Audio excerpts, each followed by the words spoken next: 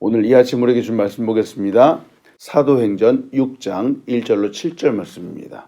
하나님, 오늘 이 아침도 우리에게 귀한 시간을 허락하여 주셨습니다. 아버지, 말씀 앞에 서게 하시고 하루를 시작할 때 하나님과 함께 하시며 감사함을 드립니다. 오늘도 이 말씀 때문에 승리하게 인도하여 주시고 우리의 마음속에 큰 믿음과 아버지 하나님 흔들리지 않는 아버지 복된 믿음을 허락하여 주시옵소서. 감사합니다. 부족한 종을 감춰주시고 하나님의 영광만이 드러나게 인도하여 주시옵소서. 예수님의 이름으로 기도합니다. 아멘. 할렐루야. 새벽에 나오신 여러분 주님의 이름으로 환영합니다. 오늘 이 아침도 하늘로부터 임하는 큰 은혜와 능력과 축복이 가득하기를 간절히 소원합니다. 우리는 지금 사도행전의 그 모습을 보고 있죠. 바로 초대교회의 모습입니다. 교회라고 하는 새로운 공동체가 바로 형성이 되었습니다. 사람들이 많이 모이기 시작을 했습니다. 이렇게 사람들이 모였는데 사람들의 이 모이는 목적이 있었죠. 목적은 자신의 이득이 아니었습니다. 자기의 만족도 아니었죠. 이들이 모이는 목적은 바로 교회라고 하는 공동체, 바로 예수 그리스도 때문에 모이게 되었습니다. 모두가 예수 그리스도를 주로 고백하고 이 도에 복종을 하고 하나님께 영광 올려드리는 사람들, 이 사람들이 바로 교회라고 하는 새로운 공동체를 형성해 나가기 시작을 했습니다. 근데 이 놀라운 일이 벌어졌죠. 순수한 목적과 사랑으로 모인 사람들, 이 새로운 공동체는 처음부터 엄청난 부흥을 이루어가기 시작을 했습니다. 성장을 했는데 그냥 성장이라고 하기에는 단어가 부족한 아주 급성장의 그 모습을 보여주었죠. 처음에 12명의 그 사도로부터 출발했죠. 그 다음 120명이 되었고 120명이 3,000명이 되었고 그 다음에 5,000명이 되었다라고 성경은 말합니다. 앞에서 보았을 텐데요. 사도행전 4장 4절은 이렇게 말합니다. 말씀을 듣는 사람 중에 믿는 자가 많으니 남자의 수가 약 5,000이나 되었더라 하고 이렇게 말합니다. 그렇죠. 남자의 수만 5,000이라고 그러니까 여자의 수까지 더하면 엄청나겠죠. 네. 또 사도행전 5장 14절에 보니까 믿고 죽게 나오는 자가 더 많으니 남녀의 큰 무리더라 이렇게 말합니다. 셀 수 없기 때문에 큰 무리다라고 이렇게까지 말합니다. 지금 우리는 사도행전 6장의 말씀을 보고 있습니다. 시간의 흐름을 보면은 사도행전 시작한 1장부터 6장까지 긴 세월이 흐른 게 아닌 것처럼 보이죠? 아주 짧은 시간입니다. 아마 1년도 채 되지 않았을 거다라고 생각을 합니다. 이 짧은 시간 동안에 사람들이 모여들었는데 그 수가 남자만 5,000명이 넘었습니다. 놀라운 기적이죠. 근데 한 가지 문제는 이 모임, 이 공동체, 이 교회가 모두 평안하지만은 않았다라고 하는 겁니다. 핍박도 있었고 주변에서 시련도 있었을 겁니다. 근데 이렇게 사람들이 모였습니다. 이들의 신앙, 이들의 믿음은 두려움을 넘어서는 믿음이었습니다. 그런 사람들이 모였습니다. 초대교회가 지난 이후 지금까지 2000년 이상이 흘렀습니다. 지금까지 계속되면서 교회는 계속 부흥하고 성장하고 발전했습니다. 근데 이렇게 부흥하고 성장하고 발전했던 이유가 바로 여기에 있지 않는지요? 교회는 예수 그리스도를 구주로 고백하는 사람들의 모임이죠. 이들의 모임은 고난이 오더라도 어려움이 오더라도 그 믿음을 저버리지 않는 사람이다라고 하는 특징이 있습니다. 바로 우리가 그렇죠. 고난 앞에서, 두려움 앞에서, 어려움 앞에서, 심지어는 죽음 앞에서도 당당한 그런 모습을 보였습니다. 왜 그럴까? 바로 목숨을 걸고 이 믿음을 지켰기 때문에 그렇습니다. 여러분, 오늘도 이 말씀을 묵상하면서 늘 성경을 보고 기도하면서 믿음, 하나님을 향한 이 늘 목숨을 걸고 지키는 우리가 되길 간절히 소원합니다. 진짜 믿음은 고난 가운데 다져지는 것입니다. 우리는 욥의 고난을 기억합니다. 욥이 고난을 받았죠. 이 고난을 통과했을 때 끝나고 나서 그의 믿음은 또 순결한 믿음이 되었고 또 견고한 믿음이 되었습니다. 세상의 그 어떤 것으로도 흔들 수 없는 굳건한 믿음이 되었습니다. 하나님이 그의 믿음을 칭찬하셨죠. 정말 빛나는 믿음이 되었습니다. 저는 우리가 매일매일의 삶을 지나면서 또 고난을 지나면서 이와 같은 믿음의 사람이 되기를 소원합니다. 사실 우리도 돌아보면은 우리의 삶 가운데 수없이 많은 우여곡절이 많을 겁니다. 뭐 핍박도 있을 수 있고 건강의 문제도 있을 수 있고 재정의 문제도 있을 수 있고 참 어떻게 예수 믿기에 참 하루라도 편안할 날이 있었는지요. 믿음을 갖고 생활할 때 우리의 삶 가운데는 평탄함만이 있지 않습니다. 뜻하지 않은 이런 참 우여곡절들이 참 많습니다. 그런데 우리는 바로 이런 모든 순간들을 통해서 우리의 믿음을 굳건하게 더 강건하게 만들어 가야 되겠습니다. 아마 우리는 이런 모든 순간들을 지나면서 우리의 믿음을 견고하게 만들어 왔을 것입니다. 그리고 앞으로도 더 강건하게 만들어 가게 될 것입니다. 원래 고난 앞에서 어려움 앞에서 그 믿음이 굳건하게 되는 것이기 때문에 그렇습니다. 오늘 이 말씀을 통해서 여러분과 나눈 첫 번째는 성장 가운데 갈등이 있음을 미리 생각하십시오라고 하는 겁니다. 성장 가운데 갈등이 있다라고 하는 사실을 우리는 미리 생각하고 가면 좋겠습니다. 바로 이것이 지혜이죠. 교회뿐만이 아니라 사실 대부분의 기관들이 마찬가지입니다. 성장하고 발전하는데 물론 끊임없이 커지기만 하지는 않겠죠. 근데 커져가면서 중간중간에 무수하게 많은 갈등들을 겪습니다. 문제를 만납니다. 지금 사도행전에서 보여주고 있는 초대교회의 모습이 바로 그렇습니다. 여러분 성경 보셔서 아시겠지만 이 교회가 성장하는 이 모습을 보면은 정말 놀랍다라고 입이 떡 벌어질 수밖에 없습니다. 정말 대단하다는 생각이 들죠. 그러나 이렇게 큰 부흥의 과정, 이 발전의 과정 이면에는 또 다른 모습이 보여지고 있음을 우리는 오늘 보게 됩니다. 여기저기서 불만의 목소리가 나오고 있는 겁니다. 교회가 급성장함으로써 생긴 결과입니다. 교인의 숫자가 많아지고 갑자기 커지는 과정에서 흔히 볼 수 있는 부작용과 같다라고도 말할 수 있습니다. 오늘 본 말씀 사도행전 6장 1절은 이렇게 말하죠. 그때에 제자가 더 많아졌는데 헬라파 유대인들이 자기의 과부들이 매일의 구제에 빠짐으로 히브리파 사람을 원망하니 라고 말합니다. 교회가 막 성장하니까 막 커지는데 이상하게 한쪽에서는 원망의 소리가 나오고 있습니다. 작은 일 같지만 교회 안에서는 참 큰일이다 라고도 말할 수 있겠죠. 교회 안에서 섭섭한 소리, 불만의 소리, 비판의 소리가 생겨나기 시작을 했습니다. 우리는 이 부분을 조심해야 됩니다. 그리고 성경을 통해서 교회가 성장해 갈 때 이와 같은 소리가 나올 수 있음을 우리는 미리 알아야 되겠습니다. 왜 이런 섭섭한 마음들이 나오게 되었을까요? 왜 이렇게 불만과 비판의 소리가 나오게 되었을까요? 이유는 첫 번째, 제자가 갑자기 많이 생겼기 때문입니다. 성장한다는 건 좋죠. 근데 이렇게 갑자기 많이 생길 때 문제가 있을 수 있습니다. 아까도 말씀드렸다시피 사도 12명에서 시작을 했는데 예수님의 제자들이죠. 이 12명이 이제 120명이 되었고 또 3,000명, 5,000명이 되었습니다. 그리고 셀 수 없는 큰 무리의 사람으로 폭풍 성장을 하였습니다. 이 정도가 되기 위해서 오랜 시간이 걸리지 않았습니다. 불과 몇 개월 만에 갑자기 성장하게 되었습니다. 그런데 이 성장 가운데 다양한 사람들이 모였습니다. 이 다양한 사람들이 모였기 때문에 문제가 발생할 수밖에 없었습니다. 우리의 삶 가운데도 그렇습니다. 우리가 새롭게 친구를 만나는 것도 서로 알아가는 과정, 시간이 필요합니다. 그저 알고 지내는 사이에서 발전해서 친구가 되는 데는 적지 않은 시간이 필요합니다.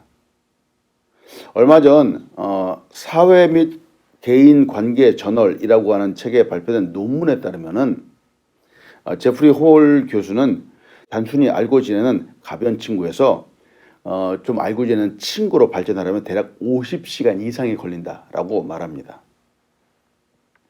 그리고 그 단계에서 이제 친구, 그리고 조금 친밀한 친구로 가려면은 90시간이 걸린다라고 말하죠. 여기서 더 진전되어서 아주 가까운 친구라고 생각하려면은 적어도 200시간 이상이라고 하는 시간이 소요된다라고 말합니다. 친구의 단계도 있겠죠. 그냥 알고 지내는 단계에서 가까운 친구, 또 그다음에 조금 더 가까운 친구, 가까운 친구 등 4개의 그 분류로 나누게 됩니다. 세상의 사람들이 이처럼 그 친밀감을 나타내고 서로의 관계가 가까워지는데 바로 시간이 필요합니다. 그런데 지금 이 교회 공동체, 예수 그리스도 때문에 모여 있는 이 교회가, 이 사람들은 사실은 서로 다른 성장의 배경을 갖고 있는 사람들입니다. 이전서부터 알고 있었던 사람들이 아니었죠. 서로 다른 문화의 배경도 갖고 있는 사람들입니다. 그것도 아주 짧은 시간 동안에 이와 같은 사람들이 모이게 됐는데, 그러면 이 안에 당연히 오해가 생길 수밖에 없습니다. 갈등도 생기는 것이 당연하겠죠. 교회에 문제가 발생하고 비판의 소리가 높아진 이유는 바로 짧은 시간 동안에 폭풍 성장을 했기 때문에 그렇습니다. 때문에 성장이라고 하는 과정은 너무나도 좋지만 우리는 그 속에서 충분한 시간이 필요하다라는 사실을 우리는 알아야 되겠습니다. 또 이렇게 갈등이 생긴 두 번째 이유는 무엇일까? 초대교회 바로 구제활동 때문입니다. 구제활동.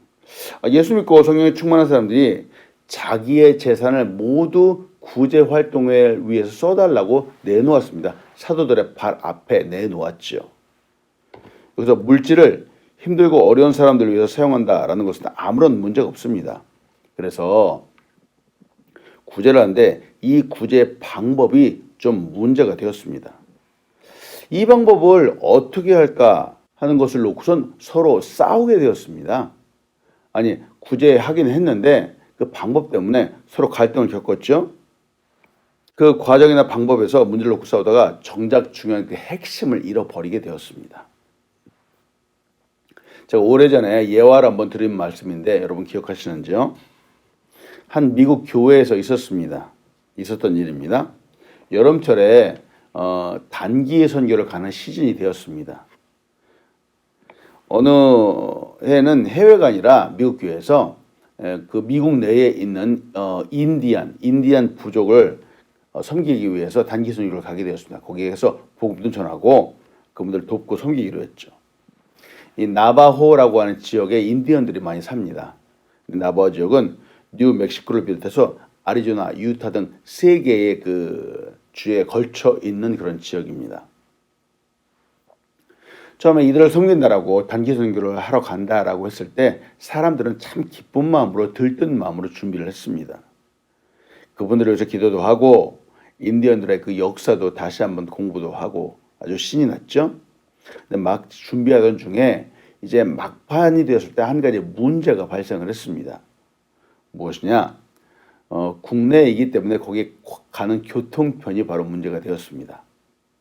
어떤 사람은 미국 안에 있는 곳이기 때문에 차를 타고 거기까지 가자는 것이었습니다. 가면서 미국의 여기저기 구경도 좀 하고 그 미국의 광활한 대지도 한번 느껴보고 그렇게 가고 싶다라고 하는 것이었습니다. 그런데 어떤 사람은 비행기로 갔다 오자라고 하는 겁니다. 직장 생활하면서 없는 시간을 쪼개서 이 휴가를 내서 가는데 하루라도 빨리 다녀와서 다시 한번 그 업무, 일에 복귀하기를 원한다라고 하는 것이었죠. 글쎄 이 두 팀이 싸우기 시작을 하는 겁니다. 단기 선교를 간다라고 하는 좋은 목적을 가지고 가는데 자동차를 타고 가는 파와 비행기를 타고 가는 파가 서로 싸우기 시작을 하는 겁니다. 어떻게 가는 그 방법에 따라서 말이죠. 과연 어떻게 되었을까요? 이 두 팀은 서로 결국은 화합을 이루지 못하고 따로따로 가게 되었습니다. 단기 선교를 가자라고 하는 본질이 있는데 자동차를 타고 가느냐 비행기를 타고 가느냐 하는 비본질 때문에 팀이 한 마음이 되는 것이 무너졌습니다. 세상에 이럴 수가 있습니다. 선교를 한다고 했지만 정말 이들이 기쁜 마음으로 이 영혼을 사랑하는 마음으로 선교를 했을까요? 바로 이런 문제가 우리에게도 많이 있을 수 있다라는 생각을 우리는 해야 됩니다. 여러분, 제가 누누이 말씀드리지만 본질적인 것이 있고 비본질적인 것이 있습니다. 우리 비본질적인 것에 우리의 힘과 에너지를 낭비하면 안 되겠습니다. 초대교회도 그렇습니다. 구제를 했는데 이 헬라파 유대인들이 자기의 과부들, 자기 쪽의 과부들이 구제에서 매일같이 빠졌습니다. 참 이상했죠. 이 모습을 보고 그냥 그 마음이 그냥 좋게 허허하고 넘어갈 수 없었던 겁니다. 헬라파 유대인들은 과연 누굴까요? 예루살렘 밖에서 살던 사람들입니다. 헬라의 문화권 속에 살던 사람들이죠. 그 밖의 문화 가운데 살던 사람들이 이스라엘 땅으로 나중에 들어오게 되었죠. 근데 여기서는 특별히 예수 그리스도로 인해서 교회 안에 들어온 사람들을 말합니다. 이에 반해서 이제 히브리파 유대인 사람들이 있죠. 히브리파 사람들은 이스라엘 땅에서 자란 사람들입니다. 거기서 태어나고 자라고 살아온 유대인들이죠. 이 사람들도 예수 그리스도 때문에 교회에 들어왔습니다. 근데 이들은 보수적이죠. 자기들은 유대 땅에서 나고 자랐다라고 했기 때문에 참 보수적인 그런 경향들을 가졌습니다. 자, 이제 헬라파 사람들하고 히브리파 사람들하고 교회 안에 모이게 되었습니다. 그러면은 이 둘 사이에 갈등이 생길 수 있다라는 것은 안 봐도 뻔합니다. 그렇죠. 히브리파 사람들은 우리가 진짜 교회의 주인이다, 이 땅의 주인이다라고 주장을 하기 시작을 했죠. 반면에 예루살렘 밖에서 살던 사람들은 헬라파 유대인들은 밖에서 들어왔다라는 것 때문에 늘 괜히 주눅 들어 있는 겁니다. 소외당하는 것 같은 느낌도 들었고 피해 보는 것 같은 느낌도 은연중에 드는 것입니다. 교회가 모이긴 모였는데 뭐 주일뿐만이 아니라 매일같이 모였을 텐데 말이죠. 주일이면 히브리파 사람들 또 헬라파 사람들이 서로 끼리끼리 모여 있는 것이죠. 서로 잘 어울릴 수가 없었던 겁니다. 처음에는 그런 모습들이 많이 보였죠. 처음 교회가 바로 이와 같은 모습으로 시작을 했습니다. 성장해 갔습니다. 당시에는 교회도 지금도 마찬가지지만 교회도 잘 사는 사람들보다는 구제가 필요한 사람들이 참 많았습니다. 생활이 어려운 사람들이 많았죠. 헬라파 사람들이 특히나 이제 구제를 받았어야 되는데 매일같이 받아야 되는 이 구제 가운데 그들의 이름 리스트가 빠졌습니다. 헬라파 사람들은 가중되는 거죠. 외지에서 밖에서 왔다는 것 때문에 그렇지 않아도 가슴도 못 피고 사는데 자기네 가족들이 식구들이 혜택 구제도 받지 못한다라는 것 때문에 세상에 불평이 점점 쌓여가는 겁니다. 이렇게 구제를 받는다 혹은 받지 못한다 하는 이런 문제는 초대교회만의 문제는 아니죠. 지금 교회도 이런 문제들이 많이 발생을 합니다. 그렇다면 왜 이런 문제들이 발생을 하는 것일까? 아까도 말씀드렸다시피 본질, 진짜 교회의 본질을 잃어버렸기 때문에 그렇습니다. 아무것도 아닌 문제가 커지면서 본질적인 문제들을 잃어버리게 만드는 것이죠. 생각하지 못하게 만드는 겁니다.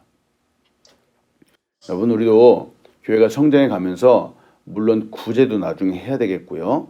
또 어려운 사람들 돕는 일들, 또 복음 전하는 일들 물론 해야 되겠습니다. 근데 교회의 본질은 무엇일까? 교회의 본질은 무엇일까? 잠시 후에 말씀드리겠지만 하나님을 예배하는 것이죠.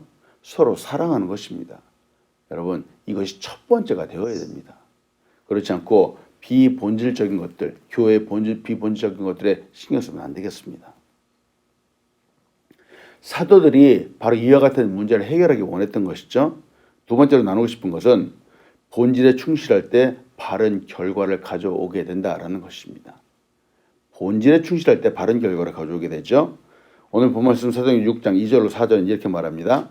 12사도가 모든 제자를 불러 이르되 우리가 하나님의 말씀을 제쳐놓고 접대를 일삼는 것이 마땅하지 아니하니 형제들아 너희 가운데서 성령과 지혜가 충만하여 칭찬받는 사람 7을 택하라. 우리가 이 일을 그들에게 맡기고 우리는 오로지 기도하는 일과 말씀사에게 힘쓰자 하니 라고 말합니다. 사도들은 교회에 혼돈이 나타나고 정말 중요한 부분들이 퇴색되어 간다라는 것을 보았습니다. 사람들이 많아진다라는 건 좋은 일입니다. 좋은 일이지만 이들을 돌보고 또 구제하다 보니까 사도들이 정작 진짜로 해야 되는 일들, 설교하고 기도해야 되는 시간이 턱없이 부족했던 겁니다. 사도들은 말씀이 아니라 이 교회의 조직과 사람들을 관리하고 유지하는데 신경을 더 쓸 수밖에 없었습니다. 바로 이 부분에서 본질을 놓친 것이 되었죠. 하나님의 말씀을 제쳐놓고 접대를 일삼는 것이라고 해서 분명히 이 부분을 사도들이 말하고 있습니다. 이것이 합당하지 못하다라는 것이죠. 이는 우리의 삶에도 한번 생각해 볼 수 있습니다. 여러분 무엇이든지 어려운 문제나 혹은 갈등이 생기면은 가장 먼저 본질로 돌아가십시오. 본질로. 즉 처음의 자리로 돌아가는 것이죠. 하나님을 믿고 섬기면서 참 쉽지 않은 그 갈등들도 우리는 맞이하게 됩니다.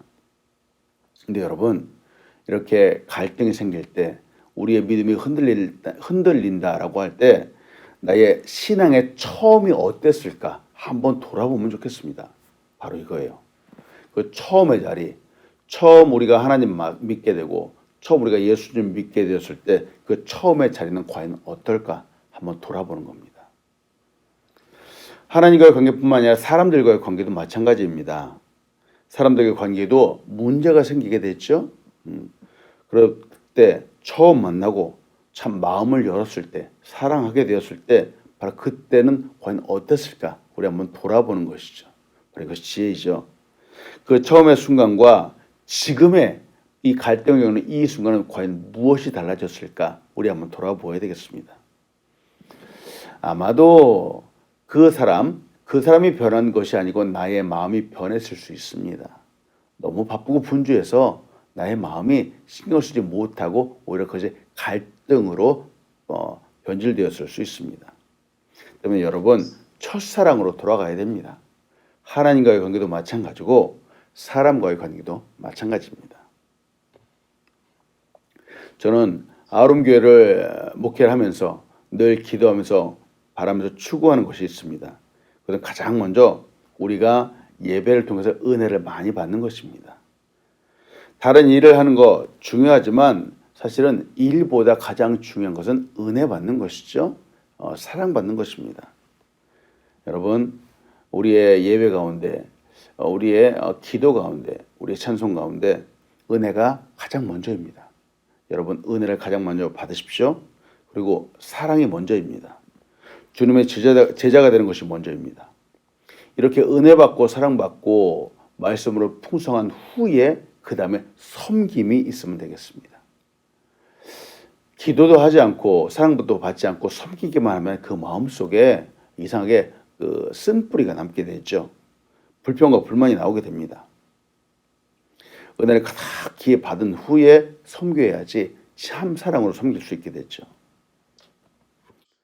저는 우리가 숫자적으로 부흥하기 이전에 먼저 우리의 마음이 부흥하기를 소원합니다. 네, 우리의 속사람, 우리의 내면 사람이 큰 사람이 되는 것이죠.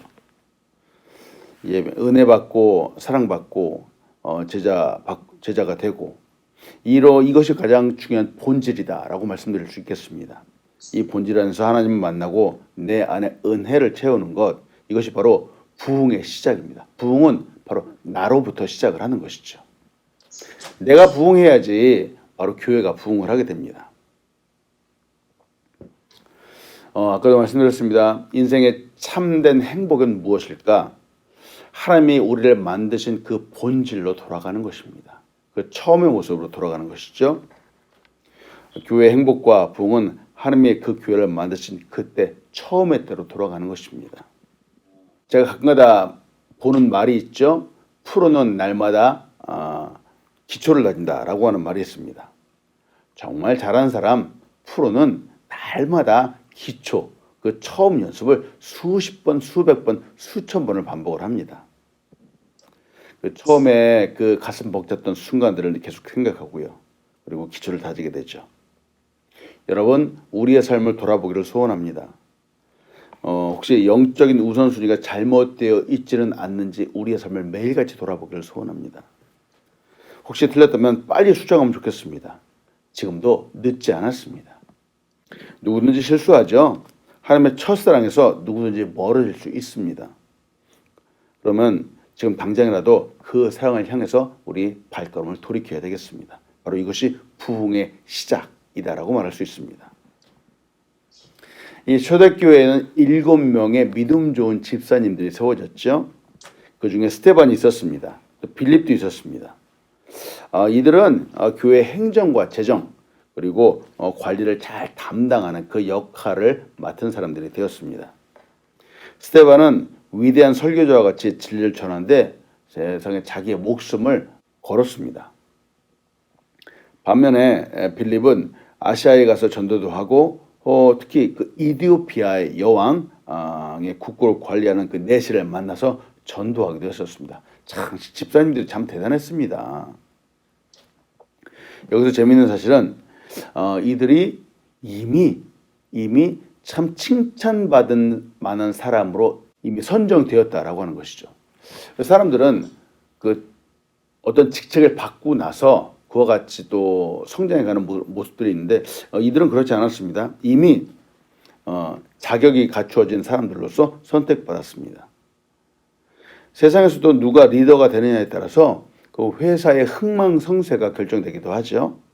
친구들 사이에서도 누가 리드를 하느냐에 따라서 그 친구들이 해를 당하지 않고 오히려 이득을 얻게 되는 경우들도 있습니다. 교회에서도 마찬가지죠. 교회에서도 누가 리더로 서는가가 정말 중요합니다. 이렇게 좋은 사람들이 세워지면은 참 놀라운 기적들이 나타나게 되죠. 사도행전 6장 7절의 말씀입니다. 하나님의 말씀이 점점 왕성하여 예루살렘에 있는 제자의 수가 심히 많아지고 허다한 제사장의 무리도 이 도에 복종하니라 하고 말합니다. 교회에 좋은 사람이 세워지면 말씀의 부흥이 일어납니다. 여러분, 진정한 부흥은 말씀의 부흥이죠. 말씀이 부흥하면 우리의 영이 살아나게 됩니다. 그리고 하나님의 영광이 이 땅에 임하게 되죠. 또 교회에 좋은 사람이 세워지면 말씀의 부흥과 함께 제자의 수가 심히 많아집니다. 즉 숫자적인 부흥도 일어나게 되죠. 말씀은 우리의 마음속에서 심령 가운데 부흥을 주죠. 그리고 사람도 많아지게 됩니다. 이것이 순서이죠. 가장 먼저 우리의 마음속에 우리 내면 가운데 부흥이 있어야 되겠습니다. 그리고 나서 교회가 성장하고 부흥해야 되겠죠. 우리의 마음이 어떻게 냉랭한데 숫자적으로 그렇게 크게 성장하고 그럴 수 있겠습니까? 가장 먼저는 우리가 뜨거운 사람, 열정적인 사람, 하나님을 사랑하는 사람이 되어야지 또 사랑하는 많은 사람들이 오게 되겠죠. 여러분, 오늘도 가장 먼저 내 내면에서 큰 부흥의 역사가 일어나기를 소원합니다. 그리고 나서 바로 교회가 부흥하게 됐죠. 오늘도 이 하나님 말씀을 우리 마음판에 새기십시오. 3,000명, 5,000명 이 부흥의 역사는 물론 성령의 역사이긴 하지만 이 안에는 이렇게 부흥하기 위해서 더 큰 부흥으로 성장하기 위해서 정말 성령 충만한 사람들, 하나님의 사람들이 세워졌다라고 하는 것이죠. 오늘도 우리 한 사람 한 사람이 그와 같이 성령 충만한 사람이 되기를 간절히 축원합니다. 아멘. 자, 기도하겠습니다. 하나님, 오늘도 이 사도행전의 말씀을 통해서 하나님의 역사하시는 큰 부흥의 역사 보았습니다. 하나님, 참 하루아침에 3,000명, 5,000명 이상 정말 셀 수 없는 큰 무리의 사람들이 모였습니다. 이와 같은 역사가 필요한데 물론 이 안에는 많은 갈등도 있었습니다. 참 다른 문화의 사람들, 다른 배경의 사람들이 모였기 때문에 갈등이 있을 수밖에 없었죠. 그러나 이 갈등을 잘 해결해 가면서 교회가 성장하고 발전하게 되었습니다. 하나님, 우리의 인생 가운데서도 우리의 삶 가운데서도 많은 문제들이 있을 때에 하나씩 바르게 해결하면서 하나님 앞으로 나아가는 우리 사람들 될 수 있도록 인도하여 주시옵소서. 오늘도 우리 사람들 붙잡아 주시고 발걸음마다 늘 하나님과 동행하게 인도하여 주시고 성령 충만한 삶을 살아갈 수 있도록 인도하여 주시옵소서. 감사합니다. 예수님의 이름으로 기도합니다. 아멘.